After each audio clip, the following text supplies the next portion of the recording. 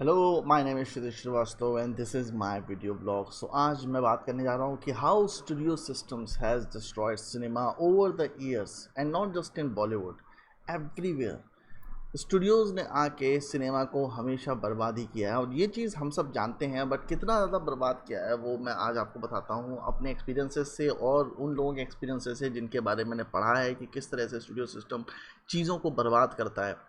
So basically जब cinema invent हुआ था तो बेसिकली वो एक एक्सपेरिमेंट था और वो एक्सपेरिमेंट धीमे धीमे एक इंटरेस्ट में क्रिएट हुआ, तो बहुत सारे लोगों ने उस एक्सपेरिमेंट को सीरियसली लेना शुरू किया और उसके बाद उन्होंने फिल्में बनानी शुरू करी, जैसे कि लुमेर ब्रदर्स थे जिन्होंने फिल्में बनानी शुरू करी।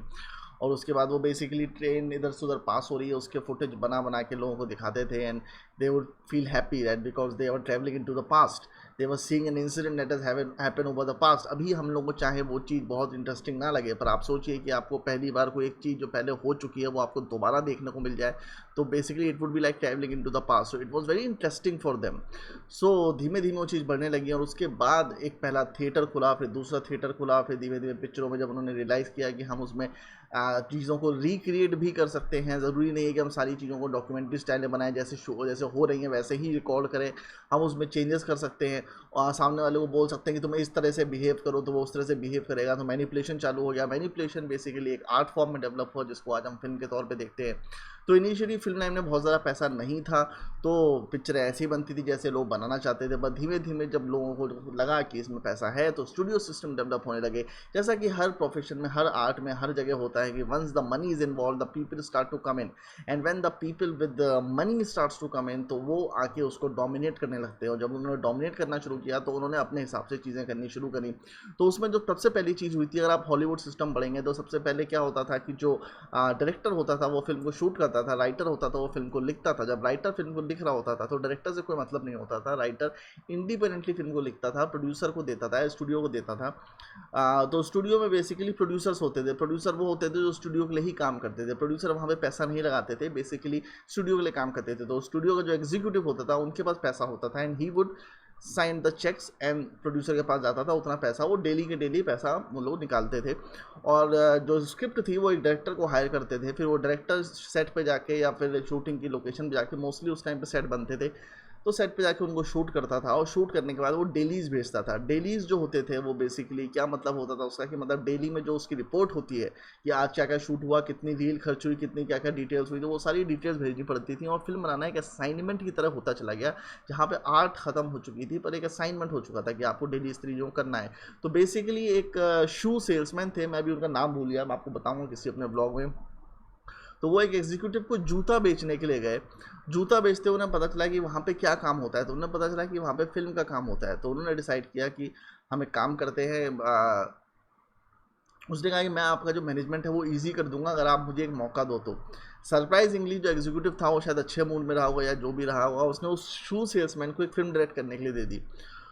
उस डायरेक्शन के टाइम पे उसने क्लैप का इस्तेमाल करना शुरू कर दिया, डेली सेंड करने शुरू कर दिए और बहुत सारी ऐसी चेंजेस किए जो उस टाइम में सिनेमा में नहीं होते थे। तो उसने चीज़ों को बहुत ही मैनेजमेंट स्टाइल से बहुत ही यूनिक कर दिया, बहुत ही सिंक्रोनाइज कर दिया, क्योंकि पहले जो सिनेमा था वो बहुत ही अस्त व्यस्त तरीके से होता था। तो यहाँ से सिनेमा में एक स्ट्रक्चर आना शुरू हुआ और वो स्ट्रक्चर इस तरह से आता था कि जो पिक्चर जब डायरेक्ट हो जाती थी तो जो डायरेक्टर था उसका काम खत्म हो जाता था और प्रोड्यूसर जो था वो टेक ओवर करता था और एडिट पे प्रोड्यूसर बैठता था, डायरेक्टर नहीं बैठता था। अब इससे जो प्रॉब्लम होती थी, सबसे बड़ी प्रॉब्लम होती थी वो ये होती थी कि फिल्म तो डायरेक्टर ने शूट करी है, राइटर ने लिखी है, प्रोड्यूसर का तो उससे कोई मतलब ही नहीं था। पर जब प्रोड्यूसर फिल्म देखने बैठता था तो वो अपने हिसाब से उसको एडिट कराता था, अपने हिसाब से चीज़ें उसमें चेंजेस कराता था, जिसकी वजह से फिल्में अच्छी तो बनती थी पर बहुत अच्छी नहीं बन पाती थी। जो ऑटर थ्योरी थी वो फॉलो नहीं हो पाती थी, जिसकी वजह से पिक्चर बहुत ही डिसजॉइंटेड बनती थी। हालांकि उस टाइम भी बहुत अच्छी अच्छी पिक्चरें बनी हैं पर डायरेक्टर का कंप्लीटली कंट्रोल नहीं होता था अपनी आर्ट पे, जिसकी वजह से ब्लॉकबस्टर सिनेमा कभी नहीं आ पाया। तो पिक्चर इस तरह से बननी शुरू हुई, पर पिक्चर का जो फैसिनेशन था वो लोगों के अंदर हमेशा से था और लोग फिल्म देखना चाहते थे। तो पिक्चर जैसी भी बनती थी लोग उसको देखते ज़रूर थे। बहुत सारे बड़े बड़े बिजनेसमैन थे, जैसे जॉन ह्यूजेस था या फोर्ड था, ये सब भी उसमें पैसा लगाने लगे और काफ़ी लोगों ने पैसा लगाया फिल्मों में, क्योंकि फिल्म एक ल्यूक्रेटिव बिजनेस साबित हो रहा है। आज जैसे प्रोड्यूसर पूछते हैं ये फिल्म में पैसा नहीं है या फिल्मों में लॉस होता है, ऐसा कभी नहीं है। अगर फिल्मों में लॉस होता तो ये बिजनेस बहुत सम टाइम पहले ही बंद हो जाता। ये बेसिकली चार्ल्स डिकेन का सर्वाइवल ऑफ द फिटेस्ट ही है। जो भी चीज़ चीज़ पैसा नहीं देती है वो चीज़ पहले ही बंद हो जाती है। फिल्म लाइन में पैसा है but no one knows how to earn the money. ये जो आर्ट है पैसा कमाने की फिल्म लाइन से, वो बहुत ही कम लोगों के पास है क्योंकि उनके कनेक्शंस हैं, वो जानते हैं कि पैसा कैसे कमाया जाता है, और वो ट्रेड सीक्रेट बहुत कम लोगों को बताते हैं, जिसकी वजह से फ्लॉप फिल्में भी हमेशा से पैसा कमा रही हैं, जिसकी वजह से ये जो फिल्म का बिजनेस है सर्वाइव कर रहा है। और जितनी फिल्में हर साल बनती हैं, अगर वो सारी फ्लॉप होंगी और पैसा नहीं कमा पाएंगी तो कभी भी फिल्में नहीं बन पाएंगी और फिल्में बननी बंद हो जाएंगी। तो फिल्में पैसा तो कमा रही हैं, बट जब ये डोमिनेशन बढ़ने लगा और जो स्टूडियोज़ थे उन्होंने अपना दबाव डालना शुरू किया, तो बेसिकली उन्होंने क्या किया, उन्होंने ये जो डिस्ट्रीब्यूटर्स थे उनके ऊपर दबाव डालना शुरू किया कि हमारी फिल्म जो भी हम बनाएंगे तो उनको रिलीज़ करनी पड़ेगी। तो डिस्ट्रीब्यूटर ने बहुत उनसे मतलब आर्ग्यू किया, सब कुछ किया, पर उन्होंने एक बार भी उनकी बात नहीं मानी। तो वो क्या करते थे बेसिकली उस टाइम पे हॉलीवुड में कि वो एक बड़ी फिल्म बनाते थे, जैसे कैरी ग्रांट की बनेगी या फिर किसी बड़े स्टार की बनेगी पिक्चर, तो वो कहेंगे इसको तुम रिलीज़ करोगे, इसके साथ हमारी 3 छोटी पिक्चर रिलीज़ करोगे। तो इस तरह से उनका 5 पिक्चरों का करार होता था, जिसमें 2 बड़े स्टार की फिल्में होती थी और 3 छोटे स्टार की फिल्में होती थी, जो कि यशराज फिल्म्स भी इंडिया में करता था। ये एक शाहरुख की फिल्म देगा तो एक उदय चोपड़ा की फिल्म भी तुमको देगा रिलीज़ करने के बाद, तुमको उतनी ही स्क्रीन में करनी भी पड़ेगी। तो वो बेसिकली ब्लैकमेल सिस्टम होता था जो बहुत टाइम तक हॉलीवुड में चलता रहा। पर 1960s में इसको सारे डिस्ट्रीब्यूशन ने जितने भी डिस्ट्रीब्यूटर थे उन्होंने मिल के उसको चैलेंज किया कोर्ट में, और कोर्ट में उन्होंने वो केस जीता।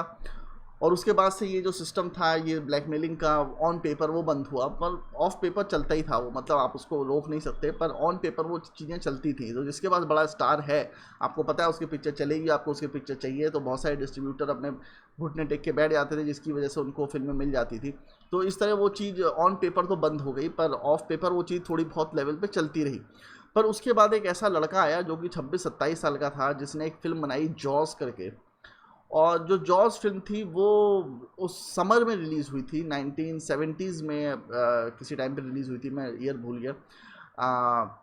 पीटर बेंचले के नावल जो कि मैंने पढ़ा है, बहुत अच्छा नावल है, उस पे बेस्ड थी वो फिल्म।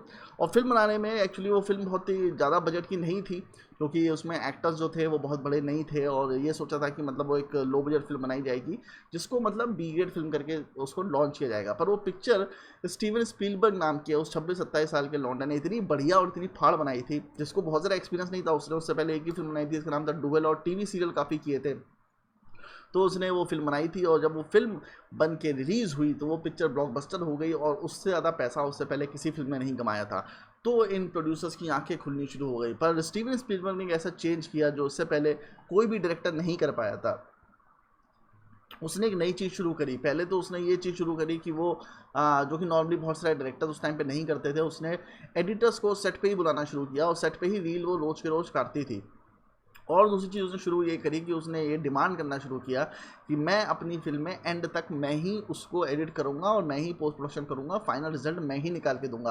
प्रोड्यूसर की कॉल नहीं होगी, डायरेक्टर की कॉल होगी शुरुआत से लेकर एंड तक, कि वो स्क्रिप्ट में क्या चेंजेस करना चाहता है या एडिट में क्या चेंजेस करना चाहता है। और इस तरह से स्टीवन स्पीलबर्ग ने मार्केट को थोड़ा सा चेंज करना शुरू किया। और स्टीवन स्पीलबर्ग का एक दोस्त था, इसका नाम था जॉर्ज लुकस।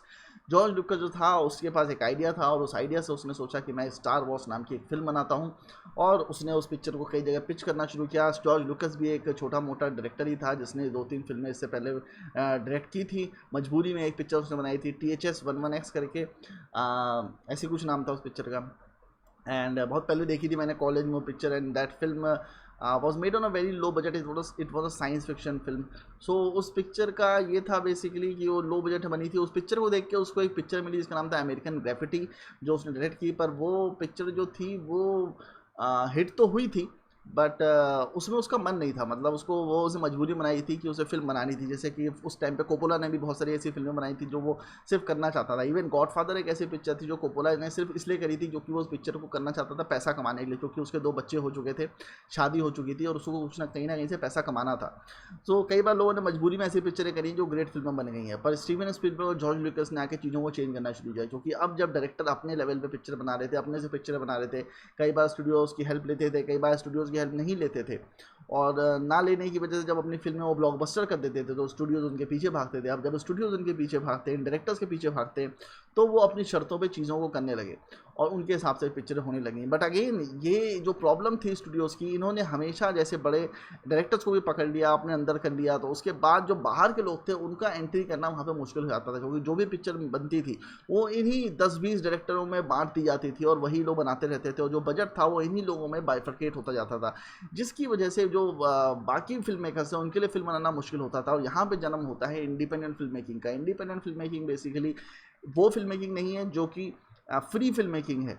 बहुत लोगों को गलतफहमी है कि लो बजट फिल्म मेकिंग करना है या फिर जीरो बजट फिल्म मेकिंग करना है इंडिपेंडेंट फिल्म मेकिंग का हिस्सा है। नहीं, independent film making mostly zero budget film making और लो बजट फिल्म मेकिंग इसलिए होती थी क्योंकि उसमें स्टूडियो इन्वॉल्व नहीं होता था। तो इंडिपेंडेंट फिल्म मेकिंग का जो नाम है वो वहाँ से आया है जहाँ पे स्टूडियोज़ इन्वॉल्व नहीं होते हैं। तो इंडिपेंडेंट फिल्म मेकर्स वो होते हैं जिनके पास स्टूडियो का पैसा नहीं होता है। वो पिक्चरें एक्सपेंसिव भी हो सकती हैं, लाइक उनका budget millions and millions of dollars में भी हो सकता है और स्टिल वो इंडिपेंडेंट फिल्में होंगी अगर कोई स्टूडियो इन्वॉल्व नहीं है। अगर किसी आदमी ने अपना पैसा लगा के कोई पिक्चर बनाई है then it would be an independent film. So this is the bifurcation that you need to know कि इंडिपेंडेंट फिल्में क्या होती हैं basically. So these were independent films. और इस टाइम पे फेस्टिवल्स का भी बूम चालू हो गया, जब लोगों ने देखा कि पैसा कमाया जा रहा है। तो इनिशियली जब फेस्टिवल्स बने थे तो बेसिकली अगेन पैसा कमाने का धंधा ही था, वो अवार्ड देने का धंधा था। उनको पता था फिल्मों की बहुत पॉपुलैरिटी है, आप स्पॉन्सर्स इजीली ला सकते हो, ऑडियंस इजीली ला सकते हो। तो अवार्ड देने का सिलसिला चालू हुआ। तो इसमें कांस फिल्म फेस्टिवल और अकेडमी अवार्ड तो बहुत टाइम से चल ही रहा था, जो पहले इनिशियल लेवल पे ऐसे ही दिया जाता था, बाद में गवर्नमेंट ने उसको फंड करना शुरू कर दिया। तो इस तरह से सारी चीज़ें स्टार्ट हुई। बट इसमें अगेन ये चीज़ हुई कि स्टूडियोज़ ने चीज़ों को कैप्चर करना शुरू कर दिया इंडिया में, साउथ इंडिया में, और यहाँ पे हर जगह स्टूडियोज़ का बोलबाला था। क्योंकि जैसे अगर आप बी.आर फिल्म स्टूडियो को देखेंगे तो बी.आर चोपड़ा जो था वो लोगों को नहीं पता है, पर बहुत पावरफुल डायरेक्टर थे। लाइक एक हमराज पिक्चर आई थी जिसमें राज कुमार और सुनील दत्त थे। तो उस पिक्चर में जो हीरोइन थी उन्होंने किसी पार्टी में पिक्चर बनने के बाद, मतलब she got carried away, and उसने बी.आर चोपड़ा जिसने वो पिक्चर प्रोड्यूस की थी हमराज ने, Humraaz was a blockbuster at that time, उसने उसको कुछ बुरा भला कह दिया और शायद थप्पड़ ही मार दिया था। तो उसके बाद उस एक्ट्रेस को कभी काम नहीं मिला। और उस एक्ट्रेस का कहते हैं कि जब वो मरी, और वो शायद लास्ट सन 2000 में मरी है, 2000 के आसपास मरी है, तो उसकी जो लाश थी वो म्यूनसिपैलिटी की गाड़ी में गई है, because she didn't have any money. उसकी मैरिड लाइफ भी फक्ड अप हो गई थी। वो एक्चुअली शादीशुदा थी और शादीशुदा होने के बावजूद बी.आर चोपड़ा ने उसे किसी पार्टी में देखा था और उसको उन्होंने हीरोइन बना दिया था। बाद में फिर किसी पार्टी में फिल्म की रिलीज़ होने के बाद उसने कुछ बदतमीजी कर दी बी.आर चोपड़ा से और वो ख़त्म हो गई। तो ये पावर थी एक टाइम में डायरेक्टर्स की। मतलब जो यश चोपड़ा था, इवन यश चोपड़ा भी जो था वो बी.आर चोपड़ा का भाई होने के बाद भी अपने क्रिएटिवली पिक्चर नहीं बना पाता था, क्योंकि बी.आर चोपड़ा के पास फॉर्मूलाइक फिल्म्स थी और वो फॉर्मूला के हिसाब से फिल्में बनाता था और पैसा कमाता था। जितना मैंने सुना है बी.आर चोपड़ा के बारे में, जो कि बी.आर फिल्म स्टूडियो में मेरी फिल्म एडिट हुई थी तो इसलिए मुझे उस बारे में पता है, B R Chopra was very nice guy. And हर रोज आपको वहाँ पे पैसा मिलता था और खाने को मिलता था। जब तक बी.आर चोपड़ा जिंदा थे तो वहाँ पे कभी कोई भूखा नहीं रहता था, जो भी आता था उसको खाने को मिलता था और उसकी लाइफ बहुत अच्छे से होती थी। तो B R Chopra was a very nice guy otherwise, but he was very dominating when it came to film making.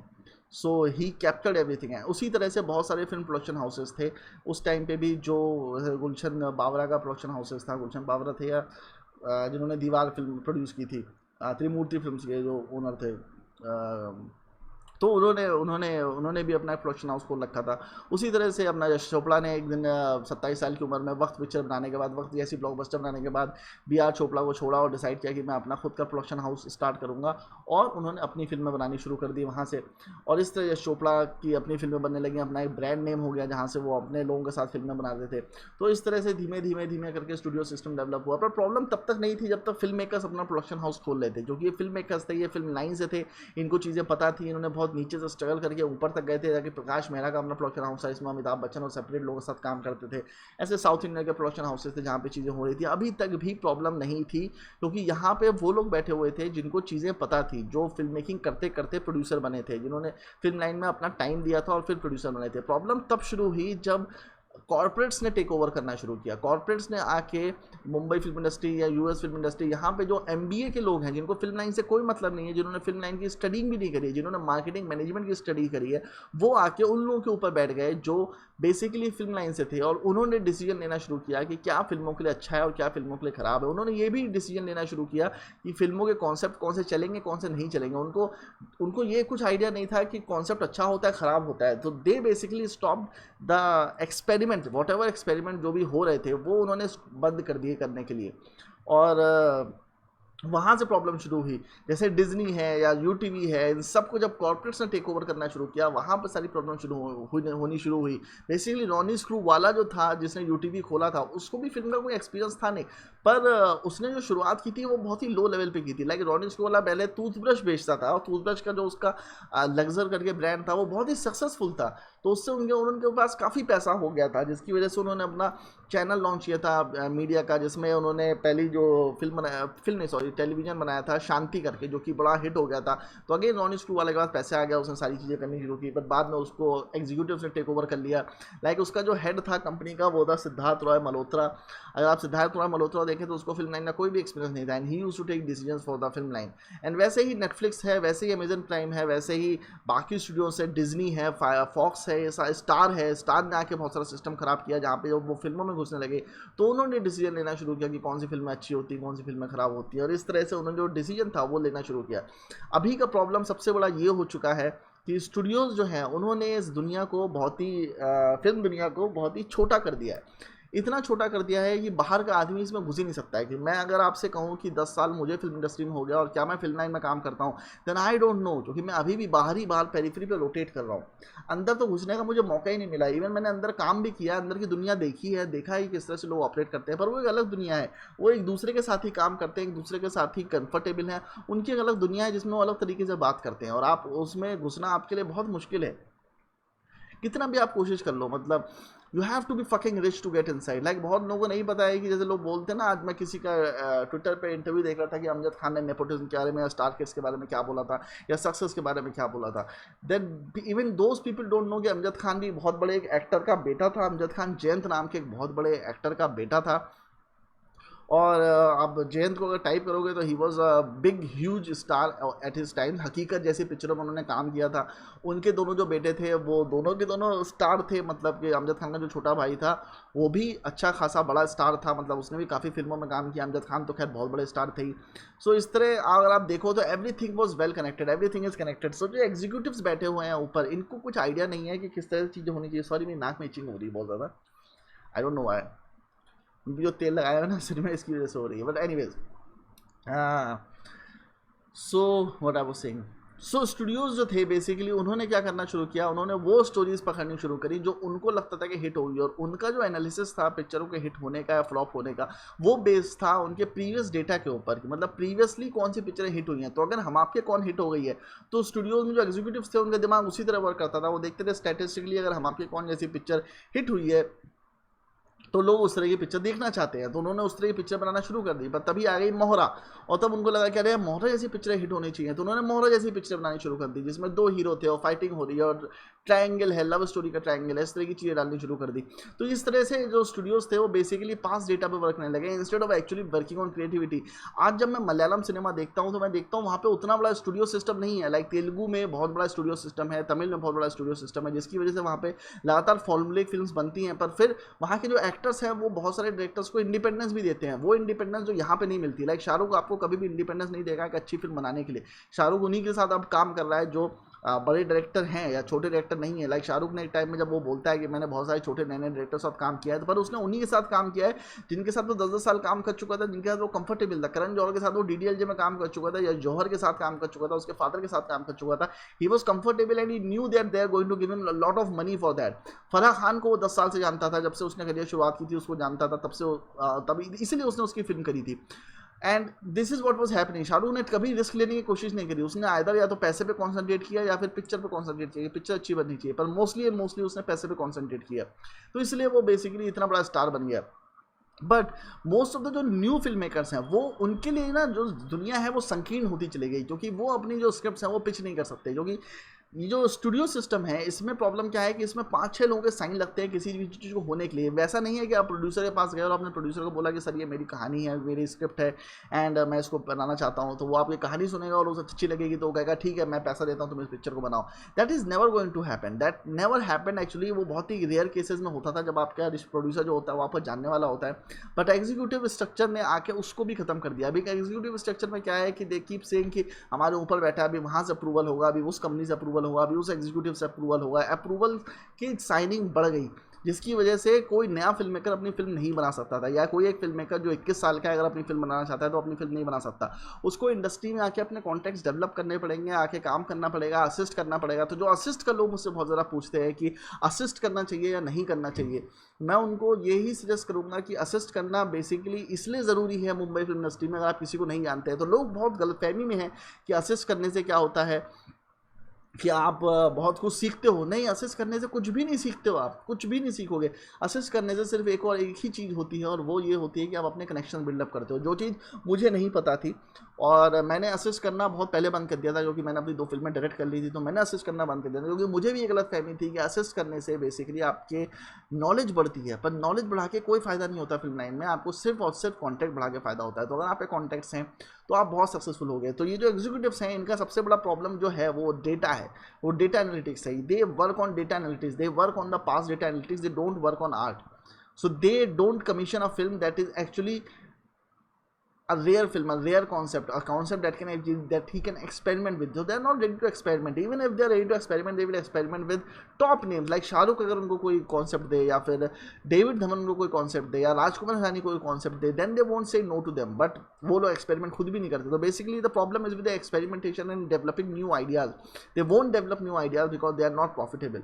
They don't set apart a money for experimental projects, जो कि एक्चुअली कई बार ब्लॉकबस्टर हो जाते हैं। ऐसे बहुत सारे दुनिया के जो सबसे बड़ी हिट फिल्म्स हैं वो सारी की सारी एक्सपेरिमेंटल ही थी, उनको एज अ एक्सपेरिमेंट बनाया गया था। उनमें स्टोरी स्ट्रक्चर जो था वो एक्ट 1, एक्ट 2, एक्ट 3 करके नहीं था, और इसलिए वो चली थी, क्योंकि उसमें कुछ नया उनको देखने को मिला। पर उनको ऐसा लगता है, जो एग्जीक्यूटिव्स होते हैं उनको ऐसा लगता है कि जो डेटा एनालिटिक्स होता है वो बिल्कुल सही होता है। जो लोग पहले देख चुके हैं वो लोग उसे दोबारा देखना चाहते हैं, and they keep throwing the same stuff again and again to the people. अगर ऑल्ट बालाजी सेक्सुअल सीरीज बनाता है और वो चीज़ हिट हो जाती है, तो ये अमेजन प्राइम भी रसभरी टाइप की सीरीज उठाने लग जाता है जो कि सेक्सुअल होती है, और उसमें एक्चुअली किसी एग्जीक्यूटिव का ही हाथ है। किसी एग्जीक्यूटिव को किसी ने पैसा दिया होगा, या वहाँ पे किसी ने बात करी होगी, उसने उससे कहा होगा कि यार ये सीरीज़ है, ये तुम्हारे अमेजन प्राइम पे मुझे डालनी है, उसने पैसा लेके अमेजन प्राइम पे उसको डाल दी। तो बहुत सारे एग्जीक्यूटिव्स ने पैसा खाया होगा। तो कई लोगों को गलतफहमी है कि जो कॉर्पोरेट स्ट्रक्चर होता है वहाँ पे पैसा नहीं चलता है, पर मैं बहुत लोगों को जानता हूँ जो पैसा खिला खिला के वाइबकॉम को भी अपनी पिक्चरें बेचते थे। मैं अभी नाम नहीं लेना चाहता किसी के, बट अगेन हेयर से है, मुझे भी कुछ कंफर्मेशन नहीं है, पर ये सब चीज़ें मैंने सुनी है। मुंबई में कई प्रोड्यूसर्स ने, कई डायरेक्टर्स ने मुझे बताया कि अगर तुम्हें अपनी फिल्म बेचनी है 2 करोड़ की फिल्म है तो 2 करोड़ 20 लाख में तुम्हारी पिक्चर जो है वो अंदर बिक जाएगी। हालांकि बिकेगी अंदर 5 करोड़ में, पर नीचे के एग्जीक्यूटिव सब खा जाएंगे पैसा, और तुमको सिर्फ 2 करोड़ 20 लाख रुपये मिलेगा। और तुम्हें इस बात पर खुश होना पड़ेगा कि 2 करोड़ की फिल्म का तुमको 2 करोड़ 20 लाख रुपये मिल गया। तो इस तरह से आपने देखा होगा कई बार DD1 पे या बहुत जगह पे गंदी गंदी फिल्में जो कोई भी नहीं देखता है वो भी आती हैं, और रात को 11 बजे 12 बजे के स्लॉट में दिखाई जाती हैं। तो इस तरह से सारा स्ट्रक्चर वर्क करता है। जो एग्जीक्यूटिव्स हैं उन्होंने आके चीज़ों को बर्बाद करना शुरू किया, क्योंकि सारी चीज़ें पैसा ओरिएंटेड हो गई, मनी ओरिएंटेड हो गई। और बहुत सारे लोग वहाँ पे ये सोच के जाते हैं कि हम सिनेमा क्रिएट करेंगे, हम आर्ट क्रिएट करेंगे, हम कुछ नया बनाएंगे। आज का प्रॉब्लम ये है कि आपने जो इंडिपेंडेंट सिनेमा है, या लो बजट सिनेमा है, या यंग डायरेक्टर्स है, उनके आने के रास्ते भी खत्म कर दिए। वही डायरेक्टर आ रहे हैं जिनकी अगेन जान पहचान है। कोई रैंडम बंदा आके अपनी फिल्में नहीं बना सकता। कोई आदमी अगर अपनी फिल्म बनाना चाहे तो it's very difficult for him to make a film, because अगर वो फिल्म बनाएगा भी तो उसको रिलीज कैसे करेगा, क्योंकि थिएटर्स तो आपने लिटरली खत्म कर दिए हैं। दूसरा सबसे बड़ा प्रॉब्लम ये हुआ है कि सारे थिएटर्स 2K कर दिए हैं, उनका रिजोल्यूशन बढ़ा दिया है। तो अभी जो बंदे मोबाइल में अपनी फिल्में शूट करना चाहते हैं, या छोटे कैमरे में अपनी फिल्में शूट करना चाहते हैं, वो पहले तो अपनी पिक्चर रिलीज कर सकते थे, पर आज उनके लिए अपनी पिक्चर रिलीज करना बहुत मुश्किल है, क्योंकि वो जो स्ट्रक्चर है वही 2K का हो चुका है। तो अगर आपकी फिल्म 2K नहीं है तो वो पिक्चर उसमें जाके पिक्सलाइट हो जाएगी। सो ये सारी प्रॉब्लम्स हैं जो आजकल इंडिपेंडेंट फिल्म मेकर्स फेस कर रहे हैं। और जो यूट्यूब है उसमें इतना ज़्यादा कॉम्पिटिशन है, इतना ख़राब कंटेंट बन रहा है, और जो ख़राब कंटेंट है वो ही आगे जा रहा है, जिसकी वजह से सबसे बड़ी प्रॉब्लम मुझे ये लगती है कि अगर ख़राब कंटेंट ही इतना ज़्यादा बिक रहा है, सो अच्छा कंटेंट बनाने वालों को कमी हो जाएगी। क्योंकि अगर आपको एक दिन में आपने सुबह स्क्रिप्ट लिखी, शाम को शूट किया, रात को अपलोड किया वाला सिस्टम चालू हो गया, then there won't be any work done on the film scripts. और जब स्क्रिप्ट्स पे काम नहीं होता है तो फाउंडेशन अगेन खराब होता है। तो इसीलिए आप देखो यूट्यूब वीडियोस जो बनते हैं, जो आशीष चिंचलानी बनाता है, या यूनिक बनाता है, या अलग अलग लोग बनाते हैं, जो कि जिसमें वो लोग ह्यूज अमाउंट ऑफ पैसा भी कमा रहे हैं, उसमें सबसे बड़ी प्रॉब्लम यह है कि उनका लॉन्गेविटी नहीं है, उनका रिमेम्बरेंस वैल्यू नहीं है, लोग उनको दोबारा नहीं देखते। इवन पिक्चर्स जो है TVF का, मुझे नहीं लगता आज कोई भी आदमी उस पर दोबारा क्लिक करके उसको देखता होगा। लोगों में एक होड़ डेवलप हो गई है नए नए कॉन्सेप्ट देखने की, कि जैसे ही कोई कॉन्सेप्ट रिलीज होता है, लाइक डार्क रिलीज हुआ, तो हमें उसको देखना है, just so that we can tell other people कि अच्छा हमने ये कॉन्सेप्ट तुरंत देख लिया। क्या तुमने देखा उस कॉन्सेप्ट को? अरे नहीं देखा तुमने उस कॉन्सेप्ट को, तो देखना चाहिए तुमको, मैंने देखा है, बहुत ही कमाल का है। इवन वो कमाल का नहीं होगा तो पहले जिस टाइम पे ये फर्स्ट डे फर्स्ट शो वाला क्रेज हुआ करता था, वो अभी सीरीज में हो गया कि जिस टाइम पे सीरीज लॉन्च हुई है तो मैं उसको तुरंत से तुरंत उस चीज़ को देख लूँ। और उसमें भी जैसा कि मैंने बताया ये सबसे ज़्यादा इन्वेस्टिगेटिव ड्रामा होता है, क्योंकि इन्वेस्टिगेटिव ड्रामा में बेसिकली एक टिकिंग क्लॉक होती है। Ticking clock in the sense कि ऑडियंस वांट्स टू नो कि what is going to happen next. So even वो सीरीज खराब भी होती है तो लोग उसको पूरा देखते हैं ये जानने के लिए कि नेक्स्ट क्या होगा, और लोग उसको स्किप नहीं करते क्योंकि लगता है कहीं वो कोई मोमेंट मिस ना कर दें, क्या पता आगे जाके सीरीज अच्छी हो जाए। ये एक थिंकिंग है जो बहुत सारी फिर लोगों को पिक्चर देखने में, पूरी फिल्म देखने में मजबूर करती है। उनको लगता है शायद आगे पिक्चर अच्छी हो जाएगी, क्योंकि बहुत सारी इंडियन फिल्में हैं, बहुत सारी ऐसी फिल्में हैं जो फर्स्ट हाफ में बेकार होती हैं तो सेकंड हाफ में अच्छी होती हैं, या फर्स्ट हाफ में अच्छी होती है तो सेकंड हाफ में बेकार होती हैं। तो यू डोंट नो कि फिल्म कैसी निकल के आने वाली है। कई बार एक्ट 1 बहुत लंबा होता है जिसकी वजह से आपको लगता है कि शायद कैरेक्टर इंट्रोड्यूस हो रहा है तो इस वजह से फिल्म बोरिंग है, बाद में आगे जाके वो इंटरेस्टिंग हो जाएगी। यू नेवर नो कि कौन सी सीरीज कैसे निकलने वाली है। Then again there are so many fake reviews that you can never ever decide. Again executives come in the force that they have started paying the reviewers, and reviewers who do not earn money from the secondary source, उनके पास पैसा कमाने का कोई जरिया नहीं है। Most of the reviewers जो फिल्म में है या वेबसाइट्स में है उनको जो पैसा मिलता है वो बहुत ही कम होता है। तो जब ये एग्जीक्यूटिव्स आके उनको एक्स्ट्रा मनी देते हैं और कहते हैं कि तुम हमारे इस पर्टिकुलर फिल्म के बारे में अच्छी चीज़ें बोलो, तो वो लोग अच्छी चीज़ें बोलते हैं क्योंकि उनको भी पैसा चाहिए। अब यहाँ से लोग कंफ्यूज होना शुरू हो जाते हैं क्योंकि उनको लगता है कि जो लोग देख रहे हैं सीरीज वो तो बुराई कर रहे हैं, पर पूरे इंटरनेट में इस चीज़ की बहुत ही नाम है। और जब एग्जीक्यूटिव ने पकड़ना शुरू कर दिया कि लोग एक्चुअली रिव्यूज़ देख के पिक्चरें देखते हैं, और जो रिव्यूज़ हैं, जो इंटरनेट है उसकी ओपिनियन लोगों के लिए बहुत मैटर करती है। ट्विटर पर जो ओपिनियन है, फेसबुक पर जो ओपिनियन है, IMDb पे जो ओपिनियन है, वो लोगों के लिए बहुत मैटर करती है। तो उन्होंने उस चीज़ को करना शुरू कर दिया और एक बहुत ही इंटेलिजेंट तरीके से आज जितने भी स्टूडियोज़ हैं या जो OTT प्लेटफॉर्म्स, उन्होंने एक बड़ी इंटरेस्टिंग चीज़ करी है, और वो ये है कि उन्होंने व्यूज़ और रेटिंग्स अपने उसमें नहीं डाली है। लाइक अमेजन में तो उन्होंने IMDb से कनेक्ट कर दिया उसको, पर बाकी जगह पे कहीं पे आप कमेंट नहीं कर सकते हो, कुछ भी नहीं कर सकते हो, so that the audience doesn't know how good और bad that particular show is. So if they like the show they have to go on internet, और इंटरनेट पे जब वो गूगल करते हैं तो 90% टाइम जो टॉप गूगल रिजल्ट्स आते हैं वो आपके पेड रिव्यूज़ ही होते हैं। मतलब पहले 1-2 हफ्ते तक तो पेड रिव्यूज़ ही होते हैं, उसके बाद ऑडियंस जब डोमिनेट करने लगती है, ये लोग पैसा डालना बंद कर देते हैं, तो फिर आपको ओरिजिनल रिव्यूज़ मिलने लगते हैं। पर उससे पहले तो सारे रिव्यूज़ जो होते हैं वो पेड ही होते हैं, और पेड रिव्यूज़ के दम पे आप उसको देखना शुरू करते हो। और आपने थोड़ी देर भी उस पर क्लिक कर दिया, थोड़ी देर भी आप उस वेबसाइट पर आकर आपने उस चीज़ को देखा, तो रेवेन्यू जनरेट होता है। और रेवेन्यू बेसिकली आवरली बेसिस पे जनरेट होता है। आपने कितनी देर वो सीरीज़ देखी और आपने उस पर क्लिक किया, उस पर जनरेट होता है। जब वो जनरेट होता है तो मेकर्स को उसका पैसा मिलता है और स्टूडियो को उसका पैसा होता है मिलता है, जो कि सबसे ज़्यादा होता है। तो स्टूडियोज बहुत सारा पैसा लेते हैं और मेकर्स को बहुत कम पैसा देते हैं। तो मेकर्स इस तरह से अपनी फिल्म बनाते हैं, और किसी भी अमेजन में या नेटफ्लिक्स में ज़्यादातर जो शोज़ हैं वो कंफर्म नहीं होते हैं, वो सिर्फ बड़े लोगों के कंफर्म होते हैं। जो आप देखते हो कि इतनी फिल्में फिर लोग कैसे अपलोड कर रहे हैं, तो वो ज़्यादातर शोज़ कमीशन नहीं होते हैं, वो पहले बनते हैं और बाद में खरीदे जाते हैं, और उसके बाद क्वार्टरली उनका जो पैसा है वो उनका शेयर किया जाता है। सो अभी बेसिकली इंडिपेंडेंट फिल्म मेकर्स के पास कोई ऑप्शन नहीं है सिवाय इसके कि वो अपनी फिल्में बनाएं और यूट्यूब पे डालना शुरू करें, because the world is getting again smaller and smaller, and जो लोग हैं जिनके पास पैसा है वो उससे जितना पैसा हो सकता है वो उससे निकालने की कोशिश कर रहे हैं। और आप अभी कुछ नहीं कर सकते उसके लिए, आपको सिर्फ और सिर्फ यही एक चीज़ है जो आपको करनी पड़ेगी कि आप अपनी फिल्में बनाएं और उसको यूट्यूब पे डालें। YouTube is becoming huge, YouTube से आप अपनी ऑडियंस तक पहुँच सकते हो। So you have to see the positive side as well to all these things, कि यूट्यूब पे पिक्चर बना के आप अपनी डाल सकते हो और आप सक्सेसफुल हो सकते हो। Maybe someone will notice it, maybe something will happen, so you keep thinking like that and maybe something will turn up. But the thing is studios have destroyed our cinema and it's a huge thing. एंड ये ऐसा मैं भी नहीं कहता, Charles Kauffman ने अभी एक इंटरव्यू लिया। चार्ल्स कॉफमैन अगर आप नहीं जानते तो एक बहुत बड़े स्क्रीन राइटर हैं जिन्होंने being Malkovich, eternal sunshine of a spotless mind, इस तरह की फिल्में लिखी हैं। Is a huge, is one of the greatest minds of 20th century. Times magazine में वन ऑफ द ग्रेटेस्ट लोगों में से उनका नाम आया था, 100 टॉप लोगों में से उनका नाम आया था। And he is written like 5, 6, 7 films, I don't know, and he's not a very great director. I've seen his film called Synecdoche, New York, and I didn't like it that much, but the thing is he's immensely talented screenwriter. And he said in an interview that studios like OTT is now destroying the films. Studios destroyed the film. OTT में तो चलो एक बार को आपको एक option मिल रहा है कि आप अपनी फिल्म को रिलीज कर सकते हो, पर स्टूडियोज जिस तरह से फिल्म को डोमिनेट और चेंजेस करने की कोशिश करते हैं, फिल्में वहाँ पे डिस्ट्रॉय होती हैं। और फिल्म जब तक डिस्ट्रॉय होती रहेंगी, जब तक स्टूडियोज अपने हिसाब से फिल्म बनाना चाहेंगे, जब तक वो ये सोचेंगे कि उनको ज़्यादा पता है फिल्म मेकर से, जिन्होंने अपनी 20-30 साल की ज़िंदगी दी है फिल्में बनाने में, तो उनको लगता है कि वो जस्ट बिकॉज उन्होंने IIM से MBA कोर्स किया है, they know more about cinema than the person who has spent 20-30 years in cinema. Till then the market won't change. Nothing is ever going to get changed. Till there is so much money involved in the cinema, nothing is ever going to get changed. So on this note let me take a break, क्योंकि मेरी भी अब बहुत देर से बोल रहा हूँ, सांस फूलने लगी।